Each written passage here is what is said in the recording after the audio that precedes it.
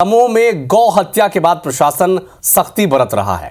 नगर पालिका ने कसाई मंडी इलाके के 100 से ज्यादा मकानों मालिकों को नोटिस जारी किया है। 3 दिन के भीतर अगर वैध दस्तावेज नहीं दिया तो बुलडोजर वाला एक्शन होगा, ये भी कह दिया है। दरअसल सीता बावली इलाके में गौ हत्या का मामला सामने आया और इस मामले में आरोपियों की गिरफ्तारी हो चुकी है। लेकिन बुधवार सुबह दमोह एसपी के नेतृत्व में पुलिस बल ने कसाई मंडी और पुरेना तालाब इलाके में मॉक ड्रिल किया। इस दौरान बलवा प्रदर्शन हो गया और प्रदर्शनकारियों पर नियंत्रण करने के लिए पुलिस को आंसू गैस के गोले भी छोड़ने पड़े, हवाई फायरिंग तक करने पड़े। हर बड़े त्योहार के पहले पुलिस की फ्लैग मार्च और मॉक ड्रिल, बलवा ड्रिल होती है और उसको करने के तरीके अलग अलग होते हैं।